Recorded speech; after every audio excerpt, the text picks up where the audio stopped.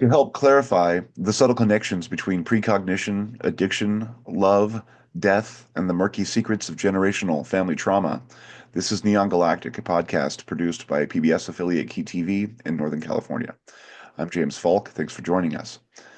My own background has been told in glimpses here and there on this show, but today we'll explore some of those details further in our effort to understand the powerful story of our guest, author Kristina Amelong, and her new book, What My Brother Knew. Profound trauma, abuse, addiction, and brushes with the subtle yet pervasively connective threads of spirit. These are somehow the ingredients for transformation, both in my case and in Amelong's. Her book is a profound meditation on death, its meaning and nature, and on survival in the face of debilitating pain. For Amelong, the narrative hinges on her younger brother Jay and his seemingly impossible foreknowledge of death. For months prior to his sudden demise from a car versus bicycle collision on the streets of Madison, Wisconsin, he spoke of its approach and assured his family that he was ready. He correctly predicted the manner of his death, chose the cemetery where he was to rest, and even requested that Led Zeppelin's Stairway to Heaven be played at his funeral. He was 14. The event propelled Amelong into a life of agony, addiction, and transcendent mystery. The details are difficult to read, yet together form a beautiful, if brutal, glimpse into how grief, trauma, and even survival shape our lives and can break them. Embarking on what becomes a lifelong search for resolution for herself, for her mother, and for her own kids, Amelong ultimately finds the power to heal. We track this evolution and witness the apparent interventions and synchronicities that occur, what Amelong sees as nudges from her brother to help her succeed. She discovers the integral role Jay played in many people's lives through relationships that remain cherished decades after his death. Despite its short span, Jay's life was rich and somehow complete. This is a moving and poetic narrative, rich with complexity and grace, forgiveness and pain. Above all, it dwells in the wonder and magic that surrounds living, dying, and loving. In life, or even in death, are we ever truly apart from anyone or anything? Kristina Amelong, welcome to the show. Thank you so much. What a wonderful introduction. You just bring tears into my heart. That's really beautiful.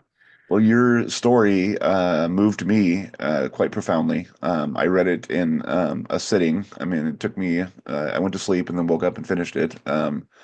But there were a lot of profound similarities between my own story and your story, both involving the presence of a deceased relative that has a real formative impact on your life, the grief, and trying to figure out how to process through that, and then also the presence of that trauma and how it leads into coping mechanisms like addiction and bad relationships and those sorts of things. So I was seriously moved by your story, and I think that it's important that we, as a society, begin to explore how trauma can affect people's lives, and in some ways can have healthy, helpful outcomes if we know how to kind of process that stuff.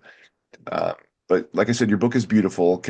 Let's start with, how did the decision to write a book about this subject come about, and what were you hoping to accomplish when you first took it on? So even though it's actually my second book, I come to writing with a lot of resistance. And so what happened with this, and part of that is in the story, is that it was really hard to talk about for so many years. But when I would talk about it, I could just see how moved people were. And then the more healing work I did around it, the more I was able to talk about it. And then I got involved. Well, I went to Guatemala, and I had this where my daughter was had a fer de lance poised to strike her. And from there, I started typing on my phone because I really wanted to figure out what kind of snake this was because the guide told us it was a garter snake and it was totally safe. And I knew that wasn't the case. And so when I came home from Guatemala to Madison, Wisconsin, one of my friends, she read this little bit that I wrote. And she said, I have a friend who teaches contemplative writing in the style of Natalie Goldberg and Julia Cameron. You should take her class. And so I signed up for her contemplative writing class that met once a week, and we put pen to paper for 20 minutes, write to a prompt, go. And Jay just kept coming up in that process. And from there, so many people said, you should write a book, you should write a book, you should write a book. So I was like, I'm going to write a book. And it took me 15 years to turn it into, it had many iterations. But the process of kind of, because it, like, as you say, there's so many threads and there's so much to talk about. So it's so easy just to kind of lose that beautiful focus that you find in the book. And so that really took a process of community and finding different people to encourage me along to the next step. So that's the story of how What My Brother Knew came to be, including my last main editor is the professor of the head teacher of creative writing at the UW-Madison. So I've had such an incredible team. So I really was able to write a gorgeous book. You really were. I mean, it is really, really well done. I fancy myself a writer as well. And I mean, it's uh, striking. The sensitivity, the structure, it's organic. It seems to kind of unfold without any kind of forced, structure. It's really, really beautifully done. I mean, I don't want to font too much, but it was really, really good. Thank you. Um, Well, and the way it moves through time constantly, right? yeah, So you get that experience of the magic nature of time and how time is not so linear, but it's yeah. much more this spiral.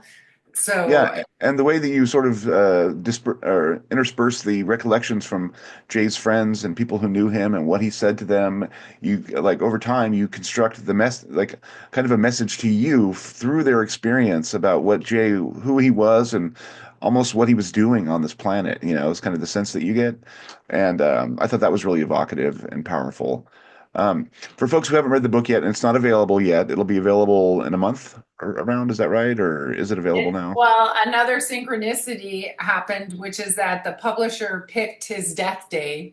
Um, and so it's May 27th when it is available. You can pre-order it now, Yeah. but it will be shipped out on May 27th. Okay. I encourage people to do that. You won't be disappointed. But for those folks who haven't read it yet, which is mostly everyone, can you give us a nut graph as to what the story is, as revealing as much as you want to reveal without giving away too many of the pearls? Right. I actually told a different podcaster, like, you really can't spoil the book because, like, the mystery just keeps giving, because it's still a mystery to me. And I've thought about this a billion times, right? So, but anyways, yeah, when I was, and you said 14, he was actually 13. Oh, sorry. So that's okay. When I was 16 and Jay, my brother, was 12, he started communicating that he was going to die, and he was very matter of fact about it. He didn't seem upset about it, except to the extent that he wanted to communicate and he wanted to be heard. Like, I can remember him telling me, and just like, go away, shut up. What are you trying to say? That's the dumbest thing I've ever heard. So Yeah. he was And coming from urgent. a younger brother, you're like, that's kind of macabre. Like, knock it off, man. I can imagine. Exactly right. And there was no context for such a happening in my life. And so he told myself, my mother, as people will find out in the book, he told a couple of his friends, he told my cousin, and he would say that I'm going to die young. It has something to do with a green car. I'll be up above my body watching people try to bring me back to life. They won't be able to. I want to be buried at Neptune Cemetery, this little ancient cemetery on top of a hill in the woods of Wisconsin. And I want the song Stairway to Heaven played at my funeral. And he would just repeat those things over and over, just randomly. Like one time, he just walks through the kitchen and he says, "It won't be much longer." And we're like, "Well, what won't be much longer?" My death. So, and also, as you'll find out in the book, so exactly as he said came true. When he was 13 and a half, he was hit by a green car in a very freak accident. And, but what I was saying is that the day before he died, because my mom was trying to ground him and have him protected, but how do you do that? And she asked him if he'd ride his bike down to the J.C. Penney's across the park where we lived. And that day he he was supposed to buy her a sprinkler. And so he bought a sprinkler, but he bought two other things. He bought her, and this was May 26th, he bought her a yellow rose bush for her birthday. And her birthday was on July 3rd, and he gives it to her. This is a birthday present just in case. Can you imagine what that's like for a mother, right? And the next day he dies. And then crazy, he buys the album Van Halen, Fair Warning, that has that song in it about strike that poor boy down. And that's the music that they listened to right before it all happened. Yeah, wow, right? Yeah, I mean, that leads to a lot of questions about, I mean, through this journey that you've gone on, and and you've done a lot of inner work on yourself and a lot of, it sounds like spiritual kind of, research. Where does this push your beliefs in terms of what we're in? I have friends who have a website called What Are We In? And it's um, basically kind of an ontological playground um, about what the universe is and what we are within it. And have you come to any conclusions through like living this story about how you view what things are and what our purpose here is on this planet? That is such a huge question, and it's one Yes, of it the is. reasons Sorry. I was so excited to talk to you because you have some of my favorite people on your podcast, like Bernardo Kastrop and Jeffrey Kripal, and you recently had Kai Dickens on here. And I always listen a lot to prepare, and so I basically spend all my time viewing into the cosmos and really coming to have an ontological sense, a direct experience of the magic that time is not as we think it is, the cosmos is not as we think it is, that the universe is intimate, that everything matters. I work for the Center for World Philosophy and Religion with Dr. Mark Goffney and Zach Stein and Ken Wilber. And I was close to Barbara Marx Hubbard. And so it kind of goes on and on. And another way that I have access, I've never been able to be a meditator, but I'm a photographer. And so some days I will take thousands of photographs, and I've come to sort of, I think, break the veil of relativity and be able to see deep into the nature of what reality is, and that this world is not solid. It's blinking in and out of existence at the Planck length. And Yeah, so, yes, I have so much to say about what is this world. And that's so hopeful, right? Because absolutely. we seem to be cosmic beings of the universe. Like I said, everything matters. And also the continuity of consciousness, which I talk about in the book, that our consciousness continues all the way back and all the way forward. And, this thing that you brought up about love and also the intersection between spirituality and trauma, the way that all of that actually gets impressed upon the cosmos, and the cosmos is learning with us. Um, Absolutely. so, cheers to that. Cheers to that. And part of what my mission has been in the show is to sort of try and foster that conversation more, help spread some of those ideas. And not that any of those truths are absolutely settled, but that universe of meaning exists, and it's just as supported by sound evidence and philosophical thinking and argument than a lot of what people consider a settled science. And science isn't settled. Like, I mean, we live in a time where we have to be careful about what we say about science. Like, I love science. I love the scientific method. I love what it's done for us in terms of, our quality of life and those sorts of things. But it's given us, I think, a mistaken view of how the universe operates and what it's all about. And as long as we're living in that kind of mechanistic universe, we're detached from so much of what is supposed to give us purpose and meaning. And I find it really, really sad at this moment because I feel like that problem is at the root of everything that we see going wrong right now, but I don't know how we're going to pivot this conversation. One of the things that I talk a lot about is UAPs and NHI, those sorts of things. I think that if we can demonstrate that consciousness exists in an intelligent form outside of humanity, that may start to open up the conversation. So I'm really interested in seeing that kind of, move forward. But I don't think the government's going to be the platform to do that. I think it's going to be people who have individual experiences with something transcendent. That will probably be ultimately how that conversation moves forward. But yeah, it's like the conversation that needs to happen right now. So Absolutely. And it's fascinating how the telepathy tapes and Kai Dickens are yes, really opening that up. Like all of a sudden, all these people around me who weren't in the conversation, 2 months ago are suddenly talking about that. So kudos to her for in that work and those autistic kids for really opening a door to more of this. And I 100% agree with what you're just saying. So thank yeah. you for your work Well, and and I think it's stories like yours that potentially can help move people. I mean, obviously, vicariously living through some powerful experiences has a way, as we've seen throughout human history, of drafting people into thought movements. So hopefully, your story will help do that. I hope so. Trauma. Sorry. You mentioned trauma earlier, and I had mentioned it before.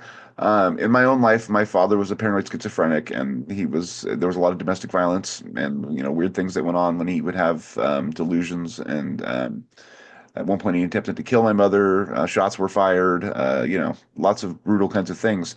And I think that put me on a trajectory later on to have a lot of buried uh, pain and other issues that I didn't know how to deal with, which ultimately led me to addiction. Um, I think, though, that process of working through addiction opened me up to the possibilities of the human soul and kind of the conversation that I'm having now. Can you talk about how trauma has informed your life and how, I mean, your book is about that, but just for viewers who haven't read it, and then how it helped propel you into, conceiving of a universe where things have meaning, which is not how a lot of people are living right now. Yeah, exactly. Brilliant and also a very large question. Well, one thing is like, and I think you can identify with this, is the way in which trauma makes you so hungry for something, the emptiness is so profound. And for instance, this trauma around Jay, how, well, I saw his dead body and, my young brother died and he died a very violent death. He I have was to ripped say that the way apart. you were treated right after his death was horrid, both by the police officer handing off the bike and then you getting brought in. I mean, that just seems so callous. Like, anyway, I'm sorry that you had to go through that. Thank you. Yes, it's left a lasting impression on me. Right. And Sure. especially because in the interviews, I find I just talked to John Anderson, who's in the book. And so here's an example of like the difference between what I've been able to find and the way that a lot of other people approach trauma. Like, so John Anderson, who's in the book, beautiful man. But he has never once gone down that street where it happened before and he hasn't been back to Madison since he left for college. And he said to me a couple days ago after he read the book and called me to talk, that it took him a week to call me after he read it because he needed time to really sort himself out. But that he'd really love to go down that street where Jay was hit with me so he could face that. and also that he had come to forgiveness. So I think, well, like for me, the trauma, like it locks you up. It turns off your curiosity. It makes, right, like life meaningless. It makes you not want to go to places. It makes you believe things. Like I used to have a voice in my head that repeated over and over that everyone hates me, no one loves me, and on and on. And so by facing it and feeling it, you just more and more open up. And now, like I said, I have had and have, Barbara Marx Hubbard, for instance, passed, but I got to have a relationship with this woman who's promoting conscious evolution, and that, as that our consciousness is part of the evolutionary process. And just to have access to that information and those people, that's because I've been willing to do my work. And the same with working for the Center for World Philosophy and Religion with Dr. Mark Goffney and team. I wouldn't be able to do that if I wouldn't have, this is my college of life. This is my journey, asking these questions over and over. How is it possible that someone could see their future? How is it possible that someone could be up above their body, looking down at people, trying to bring them back to life? How is it possible that someone is okay with dying when they're 13 years old? And I still, like I said, don't have answers to those questions, but I feel like my brother asked me to carry something.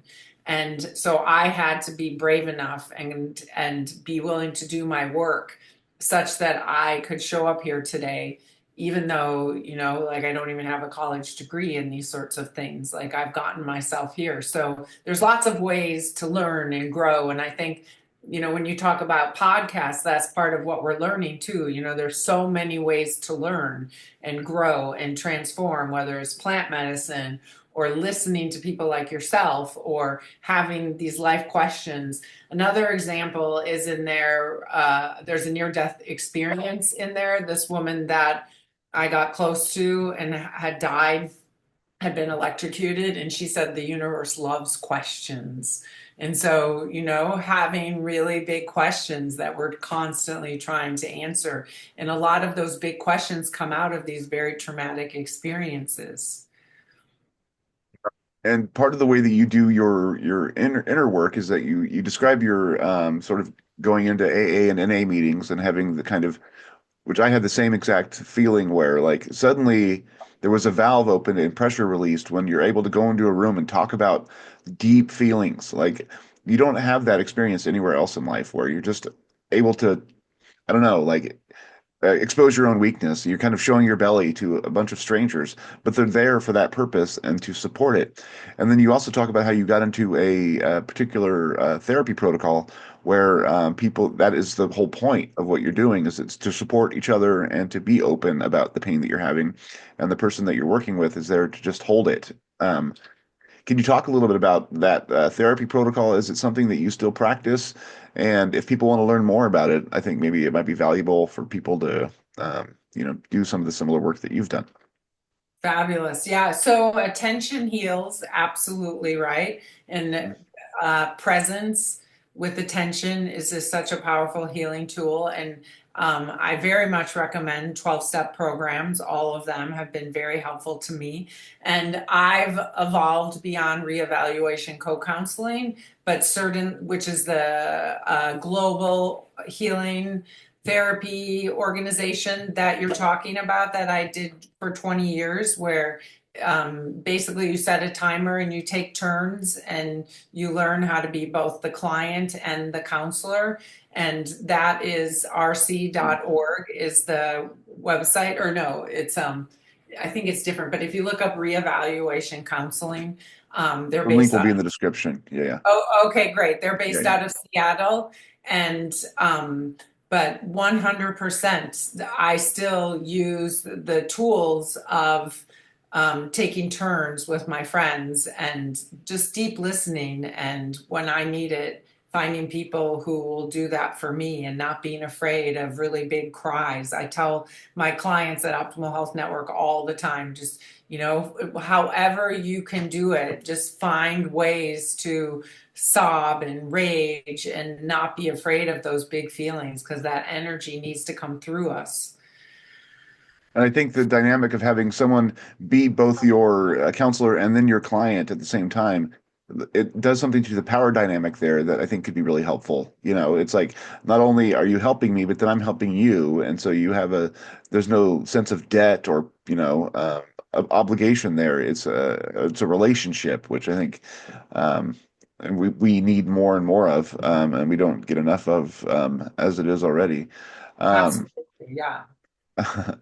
the one of the things that I've kind of been exploring as part of all of this, and it sounds like your book doesn't expressly say it, but I think you are trending in that direction about of reincarnation and the idea that like we're living lives and taking turns, and Jay's life mission seemed complete to me in the narrative. Like he came here, he helped people in profound ways, even through very brief interactions with folks. Those interactions would go, it seems like, to go on to help shape those people's lives in positive ways. And he happened to catch a glimpse of the fact that his time was going to be short, and he was okay with that. Um, do you have any thoughts on reincarnation yourself? Is there any modalities that you've kind of settled on as to your thinking in that regard? I know that guys like Ian Stevenson have written books about, proving, I think, that people have woken up in new lives and can remember details of their past lives, and they go and they're verified. The birthmarks match the death wounds of the people who they think they were, like really, really strange and unaccountable details. What are your thoughts on all of that, and how have you uh, brought that into your own life and way of being? Well, so, that's an interesting question. And truthfully, I don't know, except, I've had my own like past life regressions where I've experienced flashes of experience that felt very real and brought me a deeper sense of ease in my own being. And so I've experienced past lives, whether they're past or forward. Yeah, This whole idea of the block universe, that's kind yeah, of they or Jeffrey's, simultaneous even, right? I mean, like that could be happening. Yeah, right? So I think the mystery remains. And also, but I do feel 1 billion% confident that all of our growth matters, all of our loving matters, all of our courage matters, all of the ways that we can be in the world and act with kindness and greatness and all of that. It all matters. It all is pressed upon the lips of God, if you will. We're literally growing God. yeah. Um, and so, how that fractals off into other existences, well, I hope I have a lot of other existences and that we all do, because that seems really cool, from flies, which show up in the memoir all the time, right? Yeah, yeah, totally. And other insects to people to different aliens or whatever. So something very meaningful is going on, and in terms of the frameworks of reincarnation or whatever, I guess I wouldn't mind being the Dalai Lama sometime, what I Well, mean? there's going to be an opening, I hear. They're looking for the reincarnation outside of India, so or Are Tibet. they? That's what he said. That's lovely.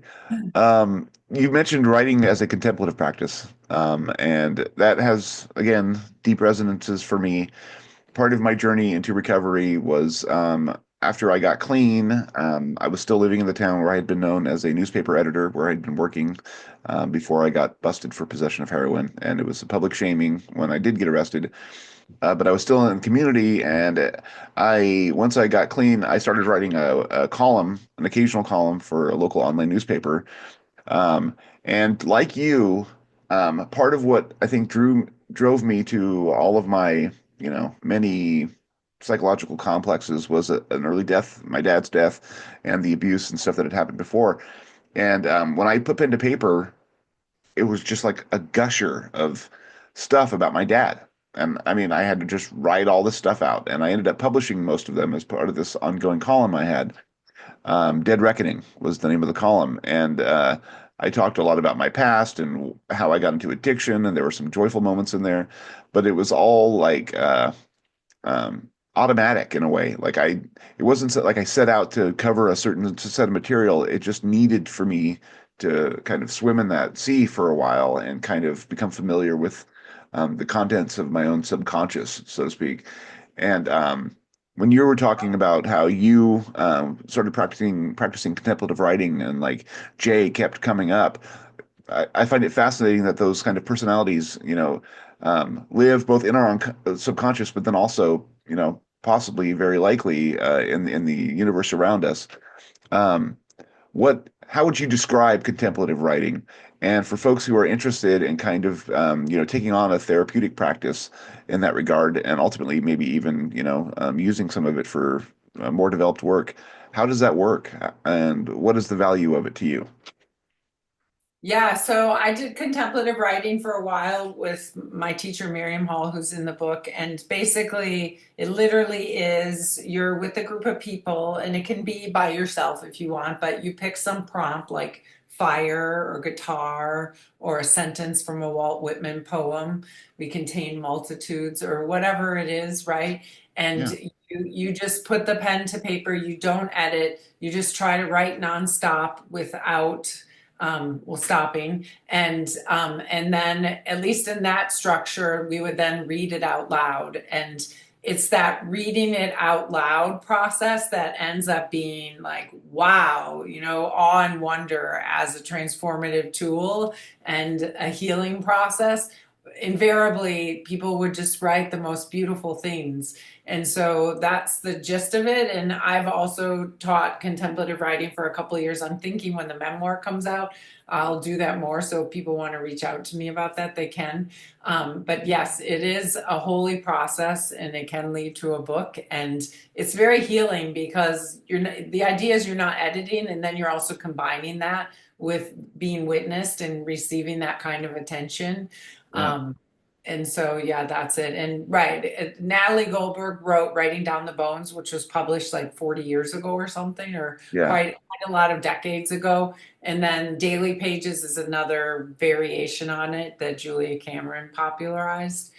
So that's the gist of it. But people that I've done contemplative writing with have invariably been very transformed. Yeah. I mean, it is very much forcing you to kind of, grok and deal with all of the things that are rattling around in your head, and often holding you up. And also, Um, I think that we human beings, we've been trained to kind of be on the surface of our lives. How's the weather? How's it going? Oh, fine, all of that. And so it's a space where you get permission to go deeper, and then so it opens you up into those deeper conversations, and then you get more courage to have those conversations outside of that process, right? So yeah. that's also part of the gift, is it teaches us to trust the depths of ourselves, because I think a lot of us have a resistance to opening up to our depths or sharing them just in an average conversation, because we've been told not to so much of the time, or because that stuff has sat so heavy on our hearts and souls for maybe decades, so we just don't know how to begin. So Yeah. it really gives a great access to just open into whatever comes out. That is, again, right along with my own experience. Like, writing the column led to ultimately, me making a documentary about my experience, which I based on one of the columns I'd written, Addicts Among Us. It's in the description. Please be kind. It was a couple years ago, so. But anyway, doing the column revealed some things to me about my own feelings, and then that led to me being way more forthcoming with other people about my experience, which ended up helping a lot of people, especially in terms of accepting that they needed recovery, or that their traumas were maybe at play in some of this. Like the documentary talks about ACEs, or adverse childhood experiences, which people they have when people are in addiction treatment now, they give you questionnaires to say how many times were you traumatized as a child, and you get a score, which Oh, basically, like, wow. if like you have, like 7 or above, the chances that you have an addiction are astronomically high. And they've made these really, really powerful correlations. And I think that, writing as a means of searching and figuring out who and what you are and what you're going through, enables you to both communicate that experience to other people and then encourage their communications back to you, and it fosters this kind of openness and dialogue that we're afraid of now. Like we're also wrapped in ego. Um, I remember, and I hate to talk about myself. This interview's about you, but my wife at one point, I was so embarrassed about having been arrested and put on the front page that she was like, after I'd gotten clean and was starting to write about it, she was like, well, you have two choices. You're known as an addict, so you can hide and pretend that it never happened and kind of try to go anonymously through your life, or you can rock it. Like, yes, I was an addict. This is what happened. This is how I've lived, and try to, spread a more positive message and reemerge.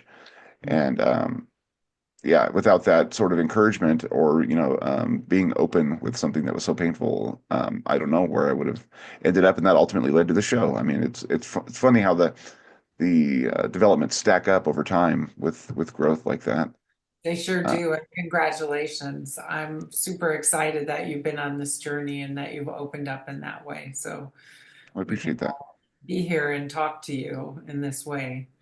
I normally don't talk about myself this much. I really don't, but your book is like so much. I mean, it really, really resonated with everything I've gone through, and it's so beautifully expressed. Your relationship with your mother is complicated and I thought beautifully portrayed. Both, I mean, it's like the rounded character of your mother is just profoundly telling about so many people of that generation, especially who went through a lot of hard things, but were never given the tools or never really developed the practice of dealing with any of it. So a lot of it was internalized. Can you talk about like how your mother shaped your life and how you and her went through this experience together and where you ended up when she ultimately passed? Yeah. What are we going to say? So I love my mother. She died in 2020 on February 10th, um, right before COVID hit of COPD. So she was drowning in her lungs. She had been a big smoker, and I got to spend pretty much every day with her during her dying days, which was such a beautiful thing.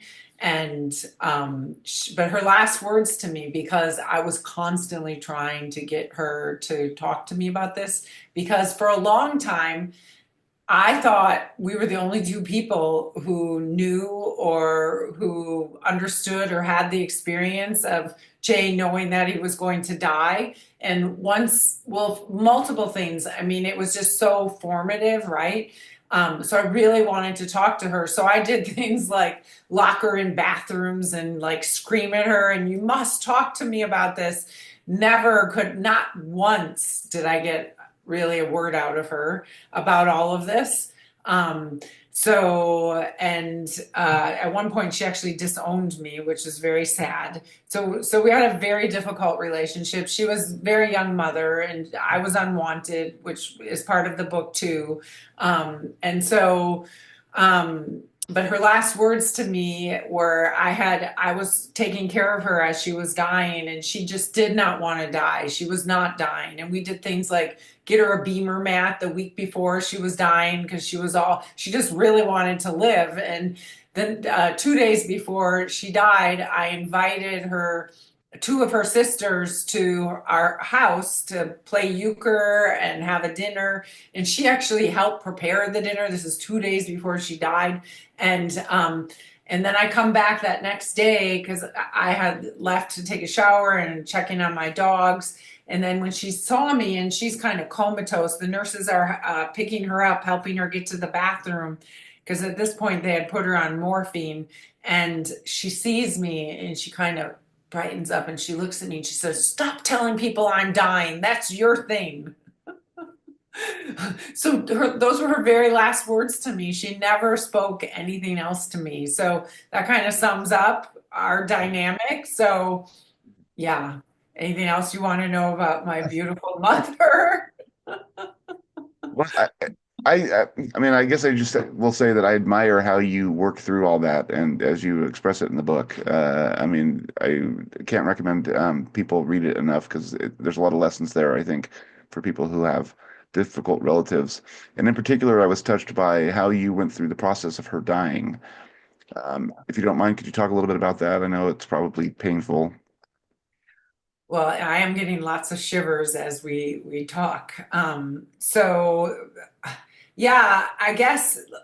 And how do we talk about it? And people will have a chance to read it. Can I show the book?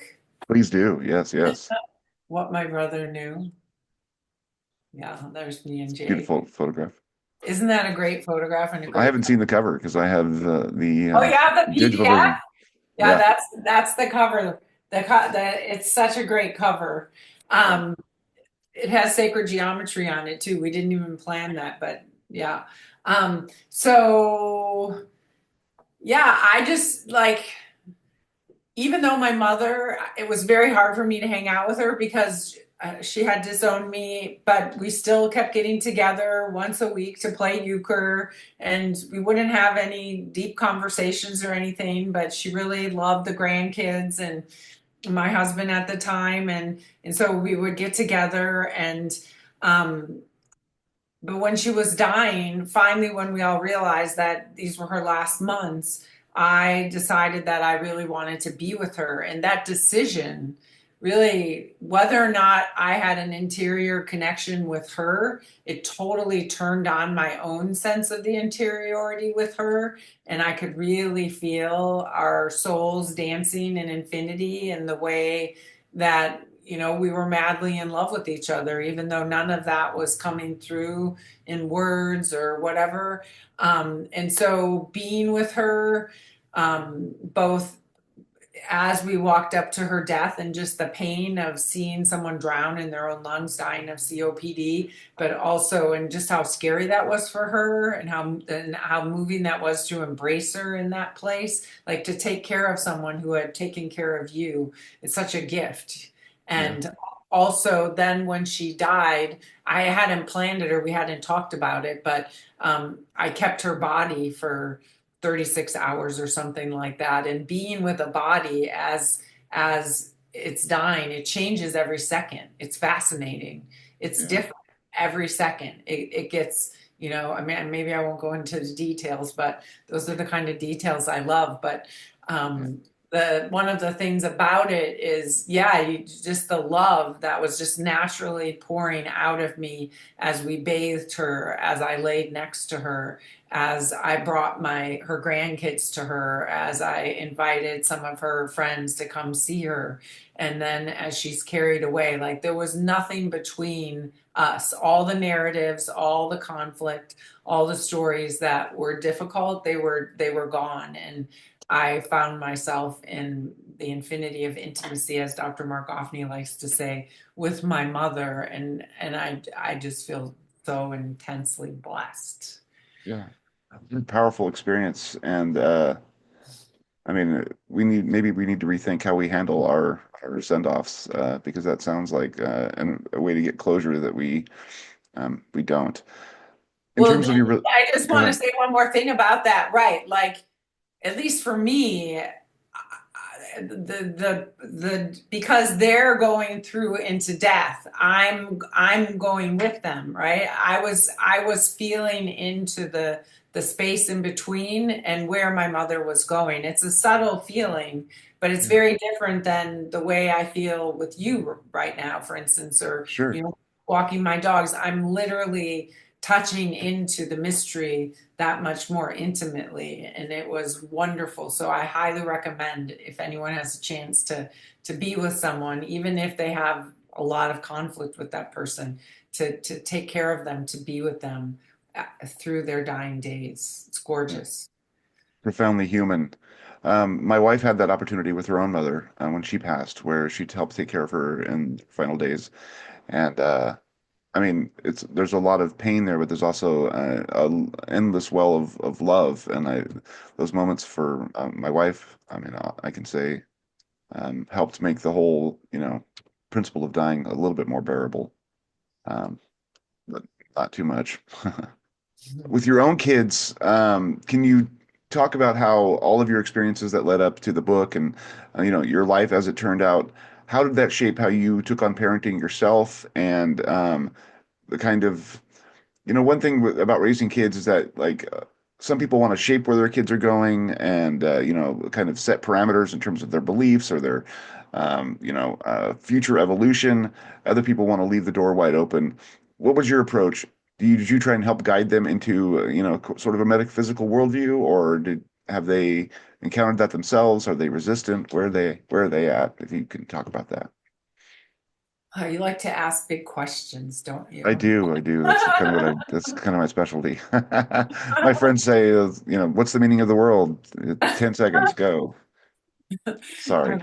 No, I love this about you. And well, it's definitely been a huge process. I have told Jay's story over and over again in their presence. Each of them, I have two stepdaughters and two biological children, and I've also raised two other children, and I've been around so many different children.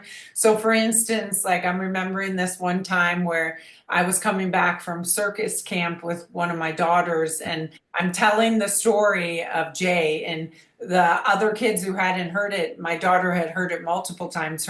She's actually named after Jay. Her middle name is Jay, and they're just on the edge of their seat. So I think just the storytelling of Jay, like I've held that so sacred and so dear and repeated that over and over in their presence. So that's part of it.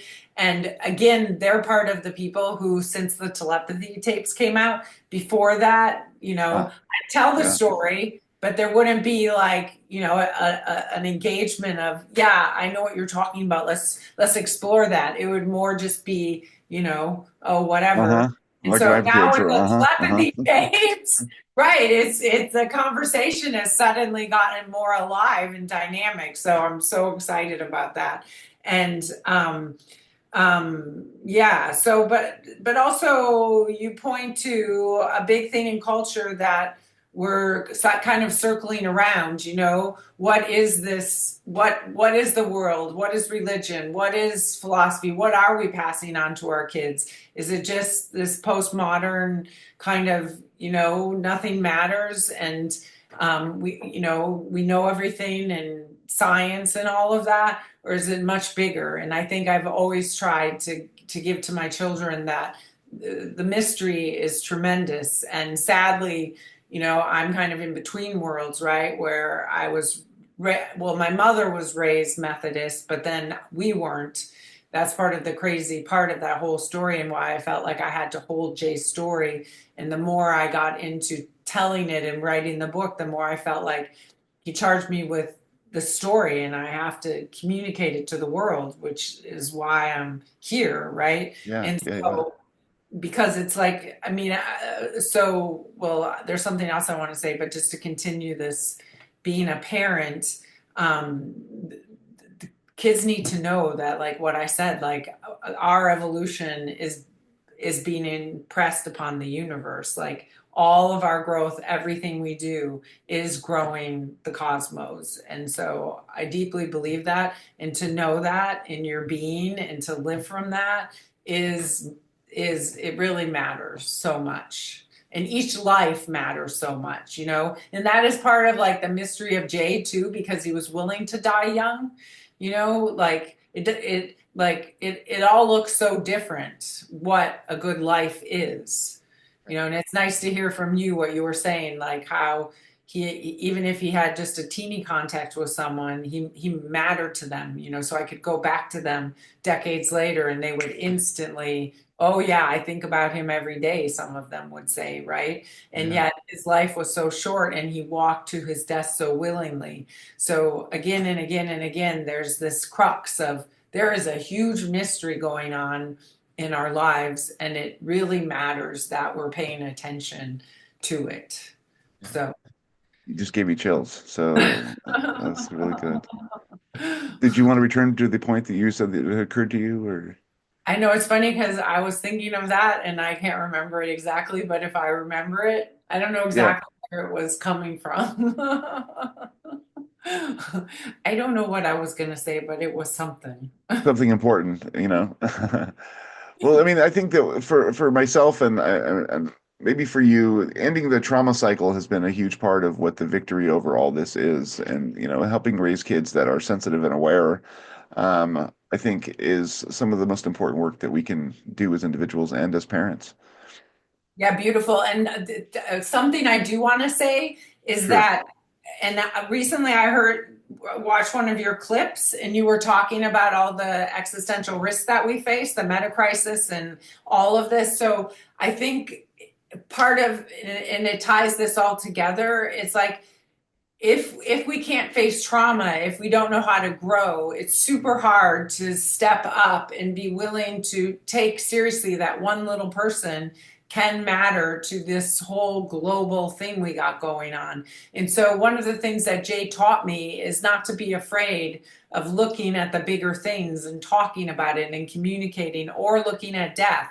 And I very much want humanity, and I think that's the right path for us to take, is for us to be thriving into our future and not head us into extinction or some kind of major collapse. I mean, Nate Higgins, he talks about the great simplification, and great, let's have a great simplification and move into different systems of being and living together, but let us not have a great apocalypse, right? And so Yeah. if we can't sort of take seriously that every individual human is part of that cycle of life, and that it matters what we're doing here in our ordinary lives, then how can we find our way through that we're being inundated with all of the disasters like no other generation has before. So it's so easy to feel paralyzed.